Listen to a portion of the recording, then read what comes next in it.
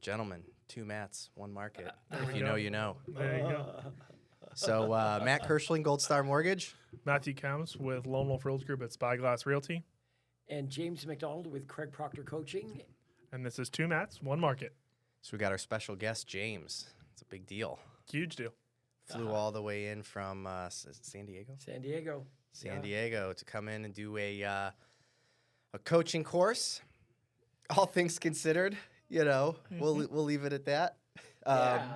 But you want to touch on a little bit? Visiting Austin every once in a while. Visiting So always a Austin. good idea. Well, James and I have become good friends over the years. That's we're right. we're on year number 7 of knowing each other and working together. Yeah. And Starting in Cleveland. that's right. Yeah. That's right. And going after the same prey, right? James wants to talk to real estate agents, and so do I. Oh, pray. You can call them what you want. Clients, Right. people. He's right over there. Got it. Well, yeah, we've got one of them here. But yeah, I mean, I kind of wanted to get into a little bit of, some of the stuff that, you do in these events and ways that we can continue to provide value to agents. Yeah. That I think the last time the term that we coined was agents that collect commission checks for helping people. Yeah. And I was going to say, just a step backwards to you and I, you're saying we go after the same prey. I know you're being cute with that. Yes, But really, I know. But really, if you look at it, this only works for you and I if what we do actually helps, Yes. right? I mean, there is no, if I'm doing an event and it doesn't provide any kind of value, it doesn't go anywhere. Nothing happens. Right. Nobody wins. There's no prey, right? That's not how this works. It is one where you are only rewarded by first rewarding others more so. Yeah. Right? And the same is true with everything that you're doing. So, and I like that. I like that kind of accountability where I never feel like, I'm taking from somebody or I'm, taking advantage of a situation or tricking somebody. It's like, I always want to feel like I've provided value first and everything is very transparent. And so anything that comes as a result of that is justified. Well, and it's the law of the invisible hand, right? Because if you're doing a good job, people come back and they continue to thrive. And you called it accountability. I like it because at the end of the day, we have to provide value. That's it. Which is a good segue into with you doing the coaching on with the real estate agents. I would envision there's a lot more talk about real estate agents having to provide value now more than ever. It's so great. I love it. It's Well, so great. I mean, speak on that for us because, again, I talk to agents on a semi-regular basis. I mean, you're strictly talking to agents. Yeah. And the better part is I'm here in the Austin and I operate in Cleveland as well. But, the Craig Proctor organization is not only nationwide, but y'all have a pretty big following in Canada also, correct? Absolutely. Yeah. Well, Craig is Canadian. I am Canadian. Don't you know? Don't you know, eh? I don't think we say that, but that's okay. Yeah, I'm massive. But, it's funny. Obviously, you're referring to these new National Association of Realtor rules and the buyer contracts and buyer commission and the transparency and all of that stuff. Is that affecting Canada?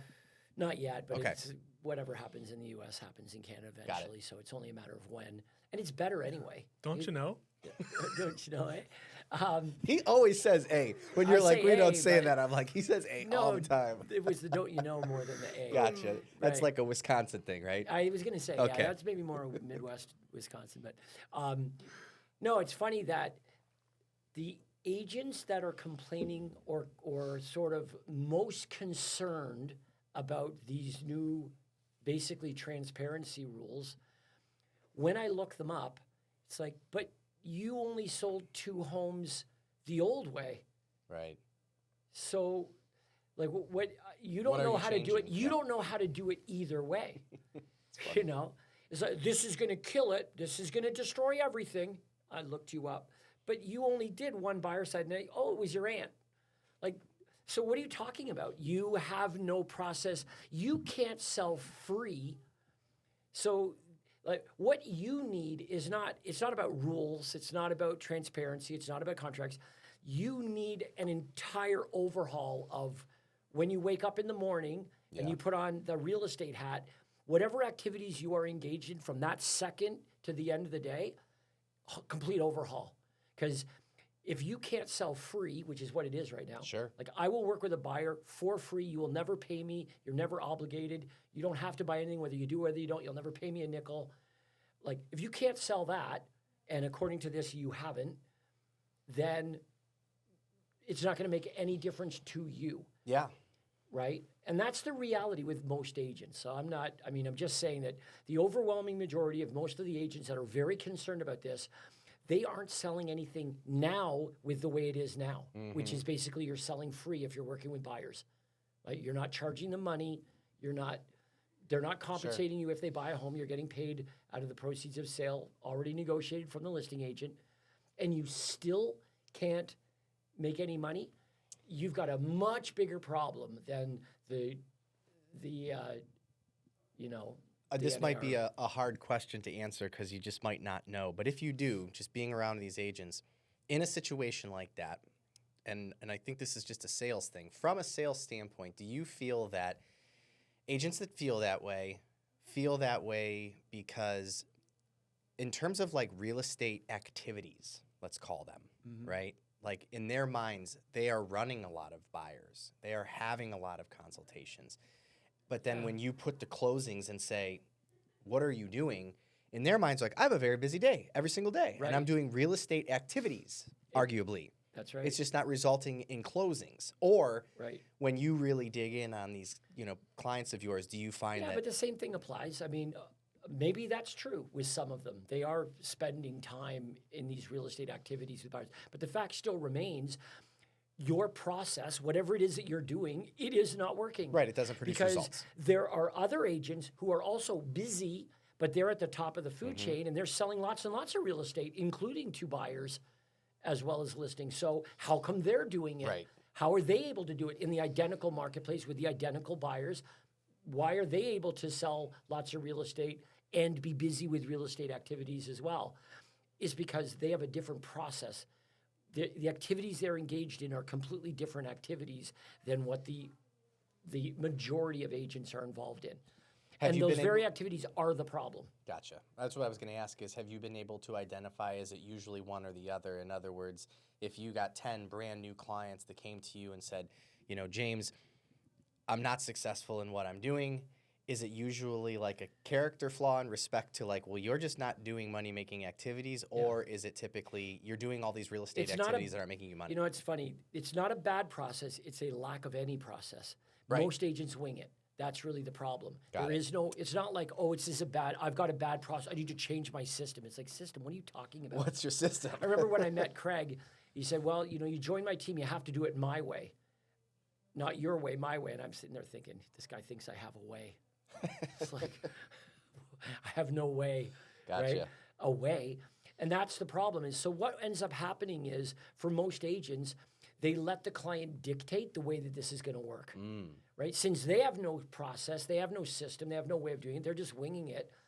There are no rules of engagement, right? So from your end, I love that, how because many agents, that's the problem. Yeah. How many agents are working with a buyer right now where what they really should be doing is talking to you and getting them financially qualified and getting all of that out of the way so they know what they should be shopping for, timing, all of that stuff. But they're winging it. They're winging it. There is no process where, no, this is the way we do this.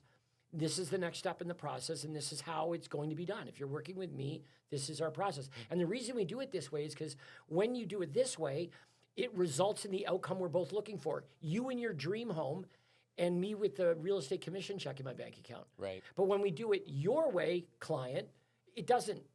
It results in us running around looking at a million houses that you'll never buy. Yep. Right? And so, yes, it's lack of process, not bad process most of the time. That's super. That hits home because, sometimes I catch myself in these predicaments, if you will, with deals because just like any process or lack thereof, when they start off on the wrong track, it's like, I used to ride sport bikes as a kid, right? When I was younger, like crotch rockets. Dirt bike. Oh. Yeah, like yeah. road, When I street say bikes. kid, I mean like in my early 20s. Sure. And one of the biggest, scariest things that you can have is a speed wobble. I'm sure you've seen on some of these videos where sometimes they call them tank slappers or speed wobbles, where you're riding, you're going really, really fast, and all of a sudden you hit maybe like a crack or a bump in the road, and all of a sudden the front end of the bike starts going like this and shaking like crazy, right? That's an oh shit moment. Yeah. Oh, believe me, I've had it happen to me twice. For the record, those of you that don't ride, you're like, what happens? Well, the worst thing you can do is hit the brakes. Right. Maybe this is a metaphor. I don't know. But what you have to do is you have to let off the throttle, and you have to ride this thing out. And with the reduction of speed, it will get back on track. Yeah. But I feel like a loan process is very similar to that, where all you do is hit this little crack, and it's like this little wobble. But then all of a sudden, we're having this oh shit moment, and you're like, how did we get here? And it's like, oh, that's right. We skipped this important part of the process that was just one little bump that turned into this catastrophically scary event that could, result in probably a 10-car pileup, if worst case. So again, going to processes or lack thereof, I catch myself in situations where I'm like, why is this deal so screwed up? And then I recognize, there I was sitting there on Sunday, and they're like, we need to get this guy approved really, really fast. Like, I've been looking at homes. And all of a sudden, we're a couple days into the contract, and there's an issue with the rental property or whatever. And it's like, how did this happen? It's like, we didn't sit the guy down. We didn't go through the process, and now everyone's all stressed out. So it just hits home to me, because I'm not pointing fingers at any particular agent, but you're right. There's a lot of agents out there just winging it. Yeah. And you know where this stems from is the first time that you meet someone. Like, there's a great expression that says you teach people how to treat you. You know what I mean? Like, if you're in a relationship with your client where they feel like they can dictate to you how this is going to work, make no mistake, it's because you have taught them that that's perfectly okay. That's the way this is going to work. Yeah. Or they would never do it, right? Like, if you are a really high-priced attorney, they're coming to you for legal guidance and advice. They're not telling you what you're going to do. They're like, no, I'm coming to you for that. I want you to tell me exactly what you're going to do and what I need to do, and I will follow it to the letter, or I'm in big trouble, because you're the expert. You know what you're doing. So, it's sort of established from the very, very beginning. But if from the very beginning we've established that, yeah, you know what, like, you tell me whatever you're comfortable with, whatever's good for you, I get it. You guys just, want to look around at some stuff or whatever. Like, if you teach them this is perfectly okay, acceptable behavior, what you're really saying is, I'm not the expert. I'm not the expert with any kind of process or system that's going to lead you to the outcome. It's like, you know what? I'm just the middleman helping you out here. We'll try to find you. The order taker. Yeah, I'm the order taker. I've got access to the properties. I can set appointments and stuff like that, but I'm not. And it just leads to a bad outcome. Become a door opener. Yeah. Yeah. Well, and I love that analogy, but I want to flip it to like someone negotiating how their surgery is going to be done. Right. Yeah. It's like not a thing. Right. But imagine this. So at your appointment, the very, very first time you meet, we're talking about buyers right now. Sure. You meet your buyer at the buyer appointment, and you need to put on your high D personality hat and make it very clear in your presentation and in your personality and your presence, I am the expert with the system, processes, and outcome that you're looking for, and we are not going to deviate from the way that I do this. And not only would it actually lead to probably more clients hiring you, but it would definitely lead to a better outcome. Right. I mean, whose way do you think would be better to do this? Theirs, they've never done this before, or yours, you do this every day. Mm-hmm. I'm curious to know if there's a stat or that you even know. It's probably impossible to grab it, but like if buyer's agent doesn't have a process, or listing doesn't have a process, what is the actual result in terminations on the contract while under contract? Even if you get under contract, and miracle if you do, what's the termination result compared to someone who has a process, and what's their termination result? Yeah, I mean, I'd obviously be guessing at that. And not only that, but there are other variables involved, like, a really good closing coordinator, man, they can solve a lot of problems that you started. Absolutely. Stuff like that. But it's getting them into contract in the first place. That would probably be where the rot sets in, is nothing ends up happening. right? There just is no next step, Yeah. right? Where, okay, we're going to make an offer. We're going to start this process. We're going to get this into escrow. It just doesn't happen. Well, and that's what I love about the whole idea of getting these exclusive buyer's representation agreements signed. I mean, I've admitted to this. Like, I've done that presentation because at the end of the day, one of the things I've always taken away from the Proctor organization is I don't need to reinvent the wheel. Mm-hmm. So I've sat in a ton of the presentations that you've done and done them for very small groups. And the one I've always loved is the buyer's rep because it kind of sets the agenda and it lets you know where you are with your client. And it brings up really good questions, right? I mean, I've been in these appointments with Matt, for example, where, you know, I'm there as the lender to answer any kind of lending questions, and Matt's doing his buyer's presentation, and then all of a sudden the buyer's representation agreement comes out. That's when the buyers finally start asking the good questions. Yep. You're like, do you have any questions, James? No, we're good. Okay, going to the next point. Finally, it's like, now I'm going to ask you to commit to me. Right. Oh, wait a second, I have a bunch of questions. Great. Yeah. Like, Great. that's what great. I've been waiting for. That's what we want because, you know. Well, you think there were questions before. Wait till it says you're going to pay me, 2.5%, 3.5%. Yeah. Right. Now there's going to be some questions. Now we're having a conversation. Right. Right. Where before it was just you sitting there going, nope, we're good. We're good. I want to bring that up actually. Yeah. The whole thing with Fannie and Freddie allowing for commissions to be baked in and not exceed the amount of seller concessions is, I think, it's not being talked about enough. Well, and I'll explain to you why. Okay. The reason is because you're using the word commission. Okay. And commission has never been considered something that was anything that we bake in, right? Right. The commissions have always come from the seller. Yep. And that's what makes this whole lawsuit kind of ironic. Yep. And I love this is the part I do think is interesting to talk about because at the end of the day, this whole lawsuit's just about words. And I'm not going to say words are not important. They're clearly important. A lot of attorneys made a lot of money off of words and definitions. I know exactly where you're going with this, and you're dead right. And so if a commission isn't something that we as lenders consider anything that is a concession from the seller, it's a commission. Where is it coming from, right? It's coming from the seller. It's coming from the seller. / equity. Equity in the property, which Proceeds at the end of the day, it's coming off the seller's net. Yes. Let's call it that, right? It's coming off of what a seller is going to net. And who pays for it? Well, the buyer, because he's financing it. One of the things, and I think you're going to love this, one of the things that I've been saying to agents recently about negotiating their own buyer's commissions in the event that maybe a home doesn't appraise or in the event that a seller refuses to pay a commission to the buyer. I said, do you guys remember in 2020 when all of these appraisal gap waiver deals were getting submitted and people were paying over asking price for it? Yeah. How are they paying for that? Right. Out of pocket. Out of pocket. Yep. And so here, I look at like the brand new agent who got into this in 2020. Right. No one would ever do that. No one would ever do it. It's like, I guarantee if I go through all of your closings in 2020, probably 70 to 80% of the deals that you negotiated your buyer's representation compensation out of pocket from the buyer.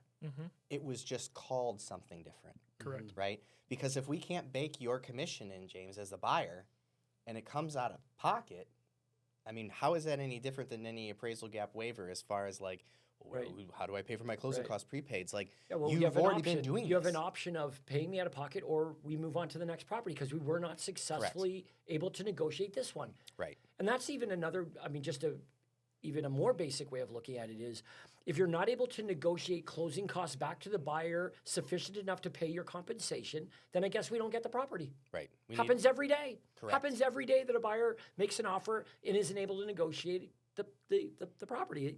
Move on. Right. Yeah. I mean, and again, because I'm getting paid. Yeah. And going back to my analogy, I also know agents that said, maybe 7 out of 10 did do an appraisal gap waiver because at the end of the day, that's really how the only way you were getting, the deal done.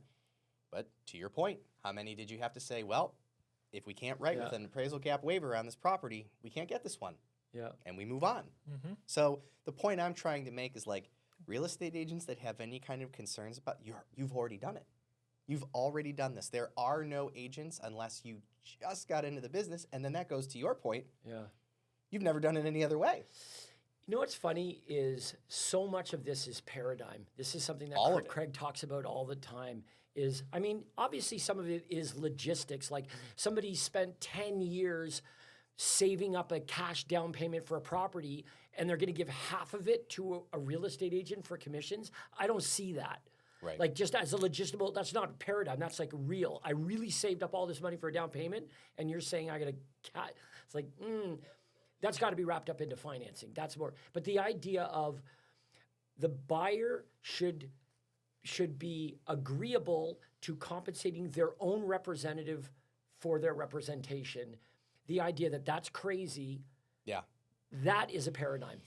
Like there will be a period of time where once this is established, there'll be a period of time that'll go by where when you tell a realtor that we used to do it a different way, they'll say that's crazy that you ever used to do it that way. Right. It will happen. Just like when I got into real estate, I got my license in 1994, and at that exact time is when they were switching over to buyer agency laws from introductory. So the way it worked is the agent entitled to the buyer commission is the one that introduced. It wasn't contracts. It was like lots of fighting, verbal. I told that buyer about that property. I showed them, right? There wasn't even email. It's like So there wasn't even procuring like there's no clause email type stuff. Yeah, but like, oh yeah, a lot of it was verbal and no contracts at all. There was no buyer contract. As a matter of fact, every buyer that you worked with, you're actually working for the seller, is how it always worked. So I'm helping my buyer. They think I'm their agent. I am a sub-agent to the seller, right? That's who I work for. Well, isn't that how it is unless you have a buyer's rep That's agreement? right. But that was called normal paradigm. That's normal. Yep. And I remember the agents that were older and established at that time saying, these contracts will never work. No one's ever going to sign one. And we're sitting there at the board, and Craig's like, yeah, they will. It's just like a listing contract. Only this one, they don't have to pay us any money. Listing contract, we're telling them it's 6.5%. Yeah. This one, we're telling them it's 0%. Like one of them, you have to sell them 6.5. The other one, you have to sell them 0. Like it should be easy. No, they're never going to sign it. Now, you explain that to a newer agent that's how it used to work. They're like, get out of here. Like, that's crazy. That's crazy. It's like, yeah, paradigm. So now it's going to be, and in that contract, just like the listing contract, it's going to, define our compensation. What's so crazy about that? Once we get over that, there will be a period of time before that's considered like, well, of course it works that way. How else would it work? Yeah. Well, they did this to my business in '09. I mean, that's why for me, I guess it's an easier thing to digest because I'm like, what are y'all talking about? Like they came in and did this to the lending in 2009 with Dodd-Frank. It will make it harder though. Like it will make it harder in that you now have to sell the merits of your business. Sure. Like Sweet. all things, I know. How is that a bad? That's so good, for, well, not the majority of agents, but for the ones that are true business owners, this is absolutely what they've been looking for, which is how do we, what do they call that? The herd, thin out the herd a little bit. The buffalo theory. Too many real estate licenses out there.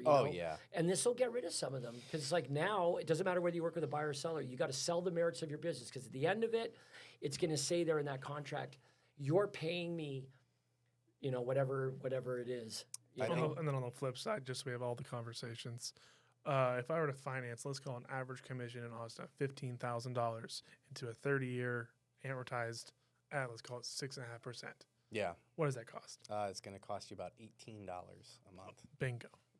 Yeah. If it allows for it to appraise and we're not bringing cash to the table. And I'm being like on the high side. I mean, typically right now, you're talking about, it's about $18, $20. Okay, maybe we're onto something there.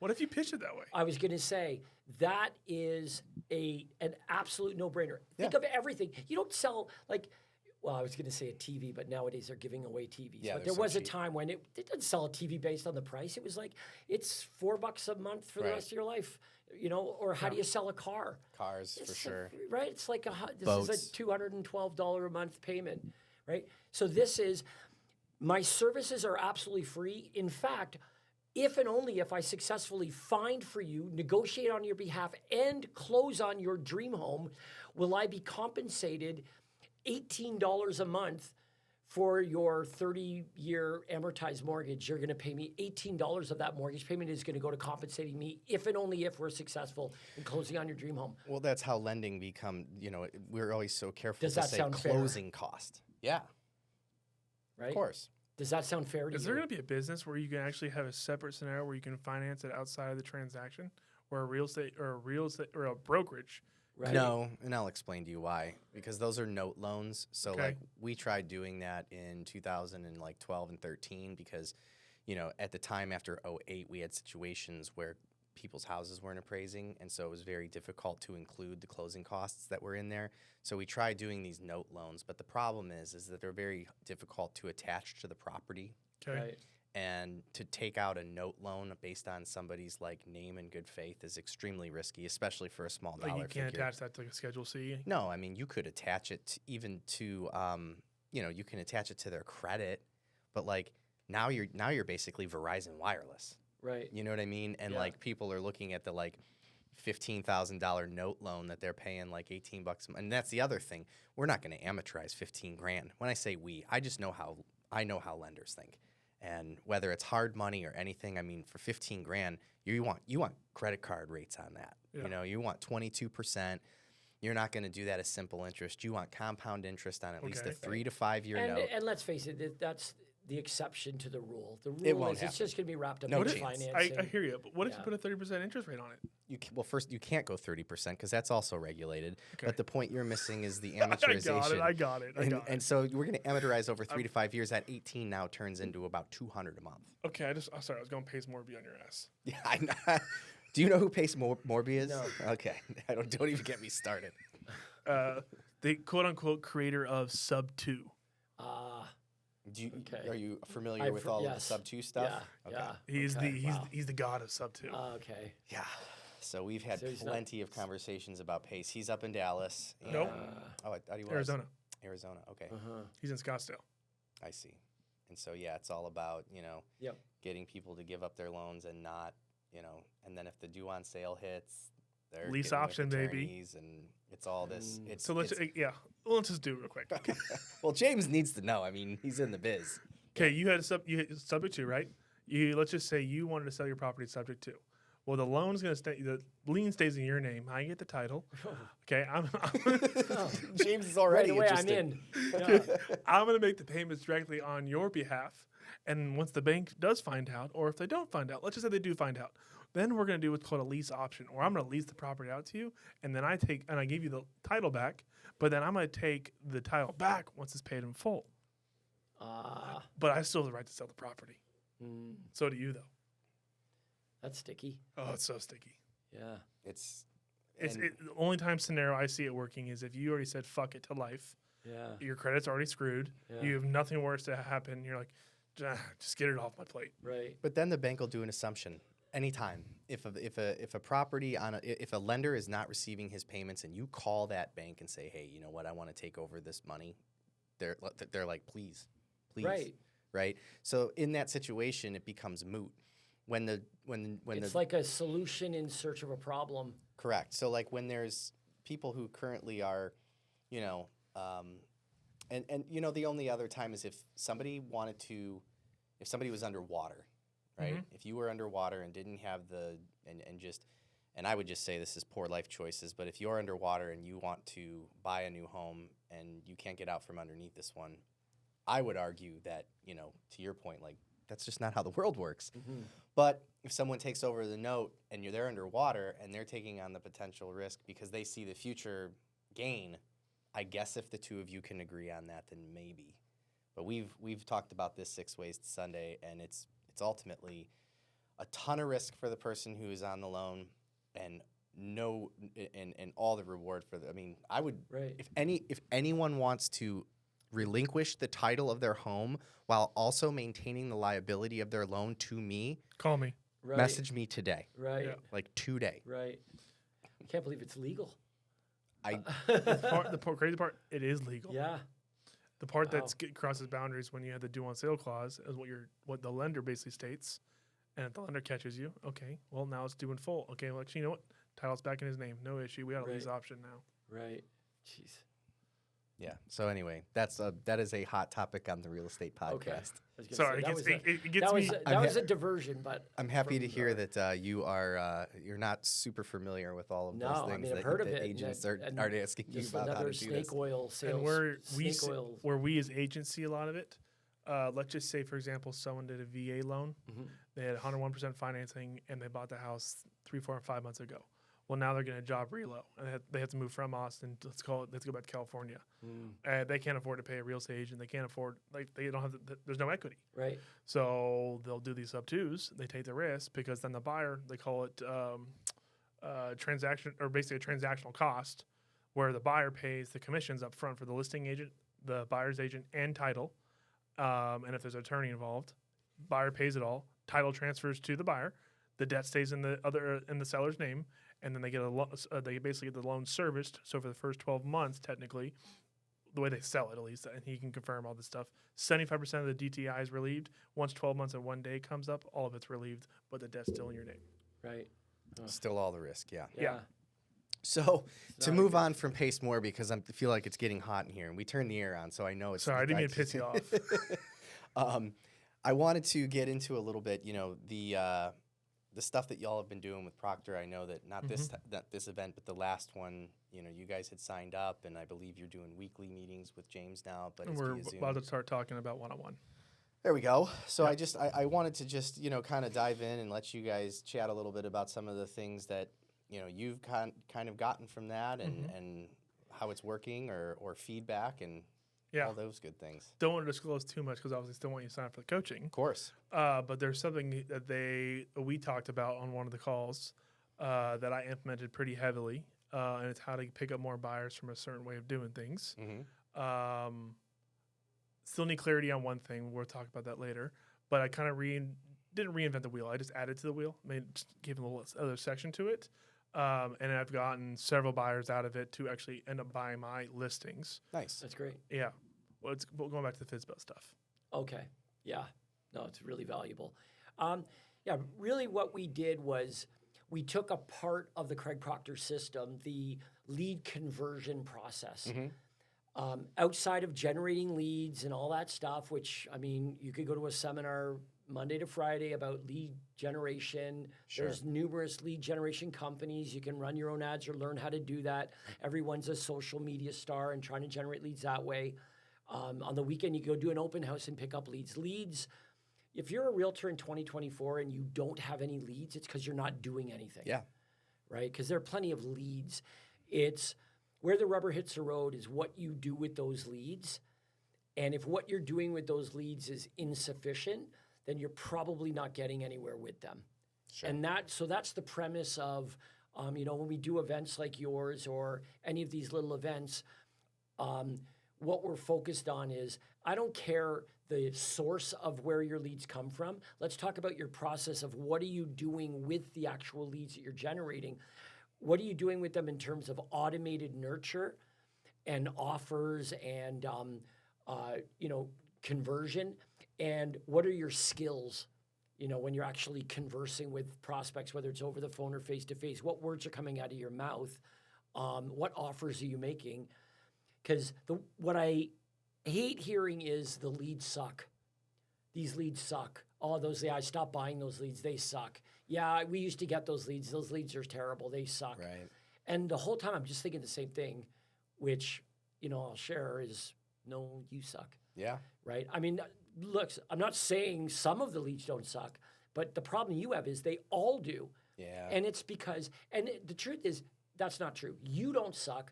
What you're doing with the lead sucks. Your process sucks. Your process sucks. What you're doing, or you're winging it, what you're not doing sucks. And so if we fix that, then with the same leads you already have, you're getting more appointments. Yeah. And for most agents, if they could just get a few more appointments more consistently, that alone is probably going to lead to them having a few more clients and selling more real estate, or taking it to a... And to clarify, a lead is a valid phone number, first name, last name, and email. Well, that's what I wanted to bring exactly that up, because you just said something to me that's kind of like an aha moment. Because when I talk about this to real estate agents, I sometimes feel like when I say leads, they're immediately thinking like 3 things are a lead. Well, they're thinking, they're thinking it's like I'm getting some inbound phone call from some, lead source, and it's a cold call. Like that's a lead. Where I hear warm call. Excuse me, yes, like warm transfer. A warm transfer from like a lead gen Zillow Premier Agent, let's call it that. Zillow Premier Agent, for example. Sure. And now what you've just said has made me want to change the way that I'm saying things, because a lead could come from an open house. A lead could come 100%. From a conversation that you have at a happy hour. Those are leads. And then the next part that you said, kind of. The happy hour one, I'll say kind of. Because really there are 3, well, let's agree, with everything, there, quality of prospect is going to vary depending on these things. But there are really 3 components that we're looking at here. Okay. To make someone a lead, define them as a prospective client lead. Number 1, they demonstrated through their actions an interest in buying or selling real estate. Okay. So I always use the analogy of the person walked into the car dealership. Yep. No one forced them to do it. Right. They took an action. So they responded to an ad. They went to the open house, right? Yep. They called. They went to the website. They did something, that is indicative of somebody that is at some point motivated. That's the second one. They weren't tricked. Okay. Wasn't a trick. They voluntarily took action and gave up their anonymity and gave up their anonymity accurately. Name, email, phone number. They didn't have to do it. They weren't tricked into doing it. They voluntarily gave their contact information because what they were getting in exchange for it was valuable enough that they voluntarily gave up their anonymity accurately to get it. So you put all 3 of those things together, and you might say some of those people suck, but not all of them. Right. Impossible. That'd be like saying virtually everybody that walks into the barber shop sucks. They don't want to get a haircut. Right. It's like, come on, man. They went in the barber shop and wrote their name down on the sheet. The sign-in sheet, right. And they all suck. It's like, please. No, they don't. Some of them walked out, and you never heard from them again. I get it. But just their activity, their actions, and what they did is just too indicative of somebody who's motivated. The problem is it's to what level of motivation and what their timing looks like. Because they did all 3 of those things doesn't mean they're buying or selling something today, right now. The world's on fire, got to do this now. But they're doing it. They're doing it. It's a matter of figure out, what's the level of motivation? How serious are they about it? And what does the timing look like? And as soon as you kind of go, that's sort of true. It is true. It's like you address the prospects a little differently. Number 1, they become a lot more valuable. And then we're going to numbers game, not from you guys directly. You may even agree with this. Zillow, when they kind of you talk to them with everything else and they're trying to do your onboarding, all this good stuff, 1 out of 10 leads you receive is going to close in the first 30 days. Sure. 2 out of 10 leads are going to close in the first 90 days. 3 out of 10 leads are closing your first 120 days. And, that's great. And if you can't close that, then there's something else that you're doing with your processes in the back end. And there's the issue you need to address. I would 100% agree with those numbers. Yeah. Those are realistic. Yeah. You could do better than that. 100%. Yeah.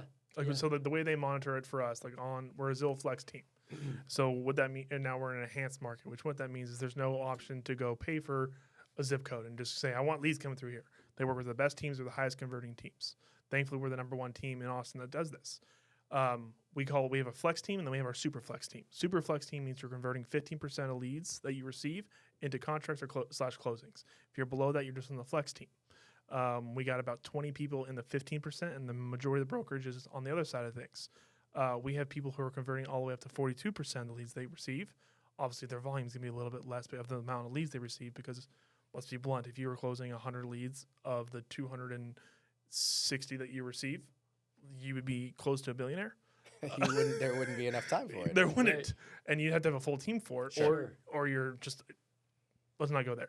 But basically where I'm going with this is that the way you're talking about with leads having the 3 basically criteria scenarios, it's completely valid, and I can validate that as an agent talking about it. Mm-hmm. Sure, it's great to have warm connections from Zillow, but if I have like we've tested multiple different lead sources out, and I think honestly one of my favorites is not even Zillow. It's actually PPC. And if you have a PPC with an automated system that you kind of taught us to get into, and we actually partnered with a company called Key Technologies, and actually got our brokers to pay for it too. Basically has automated scenarios, basically from step 1 to day 365, and it has everything built out. As soon as the lead comes through, goes through a funnel, runs them through an automation, and now I'm doing less follow up because it's all automated. It's automated, and I just get these, like I was showing you before we got on the Y priority scenario, like YLOPO has. Okay, she had a Y priority center. I reached out, did just a brief kind of intro text, nothing form of what we talked about. But now she gave me her whole life story of what she's trying to do the next 5 years. Her daughter lives here. She lives in California. Okay, I'm about to get you started. Your first step's going to get with Matt, and then we're going to start the buyer consultation from there and go through the entire process and go through the script that you kind of provided us, and then run the entire process and repeat and rinse and do that for everybody else. Right, that's the beauty of it is it's 100% duplicatable. Yep. Right, there's no part of it that's like a one-off scenario. That's just going to do it over and over again with more volume. Well, and another thing that you said, I mean, I'm having kind of these aha moments. It's just ironic that we talked about the NAR lawsuit, and it's all about words and how important words are. You know, once we've covered what a lead is, but then you have ultimately said that once we identify the lead and we're, you know, following up and trying to make connections, we have to eventually set an appointment. Right. And I see a lot of that doesn't get done. Mm-hmm. We have conversations. We, you know, kind of just tiptoe around as salespeople. I got data there too. But yeah, I mean, that's step 2, right? Is the actual appointment itself. And I see a lot of people that are missing that piece of it. Yeah, you know, I really do. It's the ship has sailed on whether this is theory or fact. But for most agents, if they could just get face-to-face more often, you know, that would be the number one thing they could do that would cause them to sell more real estate, just more face-to-face appointments. But it kind of glosses over the reality, though, that for most of the agents, especially, you know, in the middle and the lower tier, their appointments, their presentations aren't that good. Right. Right? So it assumes, like, oh, your superpower is once you get face-to-face, agents love to say, oh, once I get face-to-face, it's over. Oh, I'm so good. It's like, don't make me look you up. Don't make me do it. So back to that same scenario. So let's talk, going back to Zillow, because just what can talk about the most of the data they provide us. 86% of the leads that we receive, our appointments are set. Still, only agents convert, on average, 66.5% of those, which I think is beyond sad. Want to know why? Process. Well, yes, but because they're strangers. They're strangers. And when I say to realtors, like at one of the events or I'm talking to agents, look, if I can just get you face-to-face, you shine. You're so good when you're face-to-face. They're like, yeah, I really am. But then it's like, where does your business come from primarily? Number one answer, friends and family. So what they're really saying is, when I get face-to-face with friends, family, and referral from friends and family, I'm really good. It's like, who wouldn't be? Right, half the work Like, is Mom, done. I need you to sign here is not that hard to say, right? So My favorite thing you've ever said was, I need more moms. You're right. I ran out of parents, right? Yeah, it's true. You know, so, but when you think about it, Zillow or pay-per-click or whatever source, 100% of them are strangers who do not know you. And even if you book an appointment, it's what words are coming out of your face hole. Yeah. And you're winging it. You have no idea. It's like, no, they're not. And it's only going to get worse if now not only do you need them to sign, but it's going to say, yeah, you're paying me 3% or whatever it might be. So it's like that 6% is going to plummet. So what we did for the process, we built in on the introduction email that goes out. So first you're going to see a video with the BombBomb basically introducing myself, telling them through what next steps are going to look like. Below that goes my website. And in the BombBomb video, I direct them to the website. And on the website, there's a video that's all about me. Tells me where I'm from, tells me where I grew up, why I got into real estate, what my background is, what some of my hobbies are. Now I'm a little bit less of a stranger. You kind of know who I am, but like you still haven't met me. Like you're like, okay, well, but I know you more than any other agent. Exactly. Right. And I've been using BombBomb now for 2.5 years. That's it's a game changer. Yeah. And then you can build some call to actions in the BombBomb too. Like, hey, we always go like, hey, right up here, just say call or text me, build in the phone number so they can click it there. Give them a little point down. Hey, there's a little website link down below. Interact with them a little bit. But then as soon as they see that video, Okay, now it's not gonna be the weird. Hey, I'm the guy in the gray Audi. Make sure you see me in the first showing. Like instead, I'll be standing outside. You've already seen my face. Unfortunately, unless you respond. Now, do you attach that to text and an email, or how do you? Typically, it goes to emails and automation. Our system for just this, what our brokerage license has through BombBomb doesn't allow us to put it into text. When I was previously paying for BombBomb myself, sure, we could grab the URL, put it into text, and send it every single time. So we manually have to go record her face and then send everything else. And I just try to do the same as that recording and download it and then send it as a text. Nice. One of the things that I've been doing with this podcast is, I do everything I can to have, the agents on that I work with and then the ones I want to work with.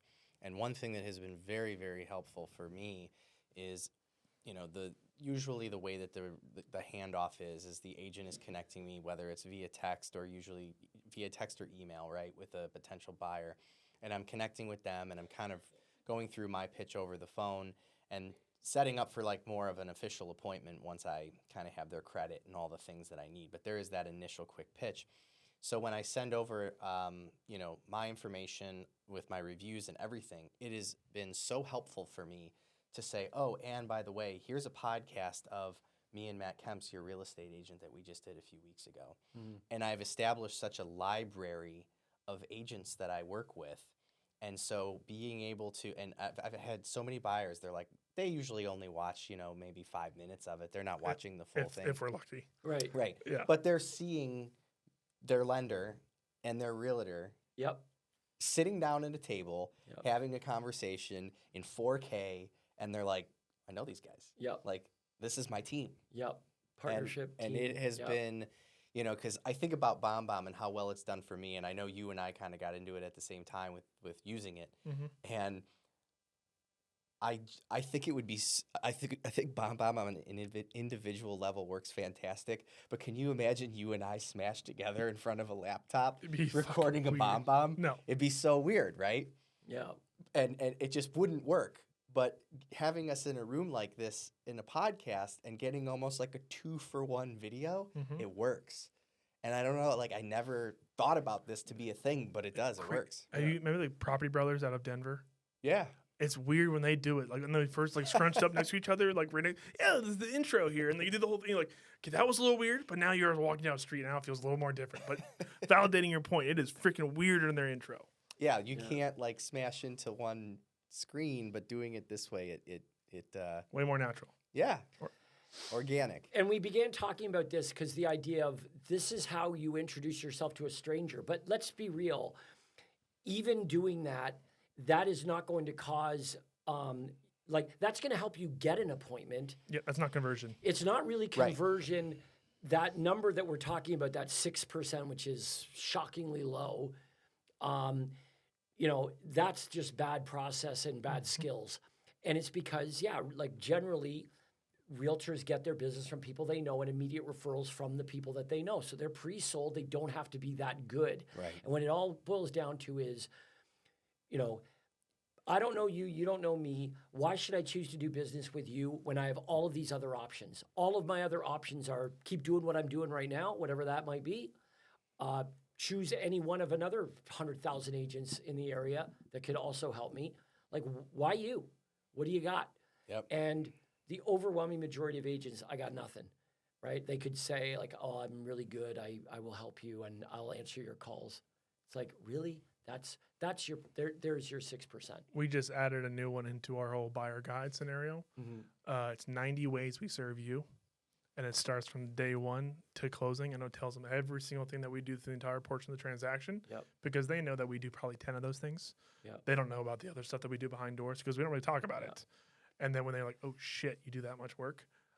Okay, it still don't feel like you deserve 3%. But you're doing work. And some of it you just hit on a point there. It's stuff behind the scenes that we do, but we don't talk about it. And if you don't talk about it, the other agents don't talk about it either. So there's this kind of marketing called preemptive marketing, which is when you talk about a process like it's unique, but all you're doing. Okay, so the famous example of that is the Schlitz Brewing Company. Decades ago, they did an ad campaign where they talked about their process of brewing their beer. it's identical to identical to the way the others Yeah, do it, it's- but they yeah. just talked about this process Right. back when they used to do ads in that kind of way in print. Mm-hmm. They talked about their cold filtered process and how they got them fresh water from the Rocky Mountains and all of this stuff. And we've got filtration system and this and that. And they went to number one in the market. And it's preemptive marketing in that the other companies are looking at that and going, that's what we do. We do all of that shit too. Doesn't matter. You said it. So you go putting together these 90 steps, and I'll tell you, 75 of them are probably what you do anyway and what any other agent would do, but I don't care. You're packaging it and talking about it and explaining it in a way that assumes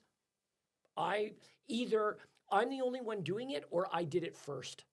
That's how I use the Preemptive. girls with your home sold guarantee, or your move-in ready. Yep. You know, the girl, Your she home was sold there at the guaranteed. event. Yeah, well, your home sold, yeah, sorry. I'm sitting next to the guy. Yeah. No, but move-in ready. The girls that were there that do the promo for trading out all your utilities and all that kind of stuff. On every single deal, as soon as the appraisal comes back, we kind of let them know we're going in for final approval. And by the way, I have a service that I provide as a courtesy to all of my clients. One of my girls is going to connect with you and walk you through the process to go ahead and switch over all of your utilities free of charge to you. You don't have to do anything. And people are like, wow, that's amazing. And the secret is, anyone can do that. Right. Right? But I can't tell you how many clients are like, oh my gosh, that's Yeah. amazing. And to your point, that preemptive sales, I'm hopeful that somebody is in the middle of talking about how they're about to close on their home and having a conversation and saying, yeah, so my lender put together this service. I didn't even have to change out any of my utilities or anything like that. It was all included. And they're going, well, my lender didn't do that for me. Yep. And the reason that I came up with the idea is, to your point, back when I used to be a big refinance rep, anybody who knows anything about a refinance, when you get your refinance completed, you typically get, we call it deferment. You'll get up to 2 months without having to make a payment. And it only happened to me once because I'd never let it happen again. But I had a time when I called the guy back and I said, where's your paperwork? And he goes, well, I decided to go with this other company. They gave me the same deal that you're giving me, but they're giving me 2 months off of my mortgage payment. And I went, Your fault. wait, we can that's on any deal. And he's like, sorry, I've already committed. Didn't know that. Right. Because you didn't tell me. Because I didn't say it. And you could have sold that, and he would have been thinking the opposite, which is you're the only guy that does this, so Exactly. I'm not even talking to anybody else about Exactly. it. Yeah. Because So, it was so a many conversation that we had about, by the way, all that money you put towards your property taxes and in your escrow account, you're also going to get that back in your net when you sell as well. Yeah, I mean, Yeah. that's one of the things that we talked, because we used to do that as another thing, that when you close on this loan, the amount of money that's currently in your escrow balance on a refinance, you get that back in the form of a check. That's right. And so I started telling agents to utilize that in their seller's pitch, that in addition to your net, what do you currently have in your escrow account? Go ahead and get me a mortgage statement. Let's take a look. That's coming back on top of that number right here. I'm going to make sure of it. Prorated, obviously. Yeah. Yeah. Nice. And it's like, I mean, And then my net Yeah. sheet's always higher.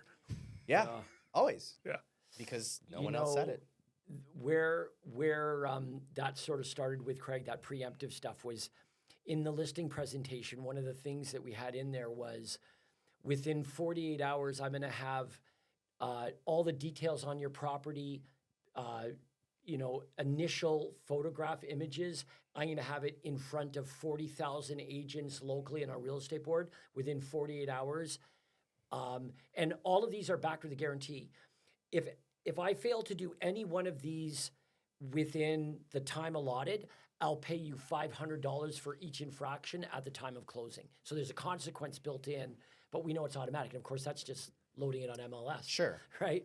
But it sounds like, holy shit, you're going to make sure, there are 40,000 agents on our real estate board, and once it goes on MLS, it's going to be sitting in front of them. So there. Why not say it? I mean, Why not say it? It's true. Right. And if I fail to do that within the time allotted, 48 hours, I will pay you $500,000 or $500 at closing. $500. Well, it could be $500,000 because it's happening, right? Right. It's not gambling. It's a fact. It's easy. But yes, I wouldn't recommend that. At the closing. Guarantee. Closing is key. Closing is With key. everything, Right. closing is key. Yeah. As a closing we're fee. playing with the house money here. I understand. Yeah. I get it. With Trust me. everything. I just We're wanted only- to make sure we only were playing all with on the the same house page money. there. Yeah. Well, what else, so- James, do we need to know? So we've covered quite a bit, man. We have, but I feel like we've covered a lot, but also covered nothing because we go like it's that's how conversations kind of work sometimes, right? You get in somewhere and then you bring up something else, and you. Let's go with this. Give them a call to let's do a call to action here. We've definitely tickled them on a lot. In terms of lead conversion, the class that we've put together that Matt was a part of is called Agent Lead to Close. That's the little master class that we came up with that focuses on your systems and processes for lead conversion and your skill. That is the words that come out of your mouth. Doesn't talk about lead generation, doesn't talk about, the presentation necessarily, or, anything beyond the umbrella of lead conversion, but it is really critical. And it's what I talk about in all of our little events. If you go to agentleadtoclose.com, the masterclass, it's pay as you play. There is no contract. There is no commitment. It's super inexpensive. Talk to a great lender like Matt here. He might even partner up with you and pay half of it for you. It's true. Right? That's how dedicated That'll make for a good clip. Folks at Gold Star are to your success. Is they're like, hey, man, what can I do to help you be successful? And I would say learning what you don't know is the gateway. Like what you know is what you do. And if what you do is insufficient to getting you to where you want to be, then you just need to know more shit. Right? Like there's just, because I need to do something else beyond what I'm doing right now. Well, how are you going to do that? You're either going to invent it or you're going to learn it. Yeah. So learning is way easier than inventing. So come and learn something new. Partner up with Matt. Let him pay for half of it. It's inexpensive as it is. It's pay as you go. Like once you get it, it might take you a month. And I'm like, I got this. Maybe a couple of months. Maybe someone's a really, slow learner and they want to put this in place and it takes 6 months. There is no contract. There's no rules. Everyone's at a different learning curve. Take the class, get all the information. And now you're not inventing, you're copying so that the leads that you have are more likely to convert into appointments. And, more appointments, no one's worse off because they have more appointments. That is true. That's never happened. That is true. So that is my recommendation, agentleadtoclose.com, and you can sign up there. My email is james@agentleadtoclose.com or james@craigproctor.com. They both go to the same place. And we'll help you with that part of the process. And everyone could could use a little help there. Yeah. If you're a team leader like Matt here and you've got a whole bunch of agents, they could use help with that skill, right? Or you're newer or solo agent yourself who couldn't use help in that department to get better. Yeah. Kemps, you want to validate any of that or anything you want to touch on? It's probably one of the best coaching I've ever actually had. That was, what's the word I want to use? Developed new ideas and understanding of how to go about our processes. Like, sure, I've had Tom Ferry coaching in the past, and it was more about accountability kind of stuff. But this actually, I learned shit. Instructional. Yeah. Yeah. Because we actually, this came from somewhere. It came from, actually doing it. I don't think that guy ever had a real estate license. Smart guy, helpful, cares, no question about all those things. But there is a difference. Yeah, that is a fun fact. I think you are correct. And even accountability, absolutely worthy. People need accountability. But there are other people where it's like, no, I'm already motivated to be successful. I want you to tell me what to do, not I can do it. I already know I can do it. I want you to tell me specifically, precisely, exactly what to do and how to do it. And I will do it. I will take action. Now, not everybody is like that. That's why accountability coaching is so popular and prominent in real estate. Is some people need a kick in the ass to get out of bed and do anything, but we are not looking for everybody. We're looking for self-starters who want instruction as to what to do. They already work hard. They want to take that and just apply that hard work to activities that will bear fruit. Yeah. Right? Well, and to your point, I appreciate what you said. I'll validate it in regards to, me partnering with agents is, real estate agents is always important for me because at the end of the day, I've been saying this for years. I identified a long time ago that it's unfortunate, but people want to look at homes and think about the financing later on. So not only is it good for me to team up with people because I'm a big believer in just, with more people and more people corralling buyers and sellers, we can just accomplish more. But I understand things cost money, and I wanna help. My real estate agent's success has always been mine. You know, Yeah. those are my salespeople. Awesome. Awesome. Well, it's great to be in a business where you're only compensated because you've helped people. Yeah, It helps sleep at night and makes you feel really good and accomplished, absolutely. you know? Well, and I appreciate you coming on, man. It's always a pleasure, you know, making the trek and doing the things. We'll absolutely have to have you back on here. We'll get all your clips Definitely. out and all that kind of good stuff. Cool. And Thank you, continue Matt, to by the keep way. you in front of agents. Appreciate you, man. Thank you. Thanks, The James. Matts. Two Two Matts. mics, two mics, two Matts, one market. You got Just it, leave man. it at that. Love it. That's not one I want to mess up. Appreciate you, gentlemen. Thank you.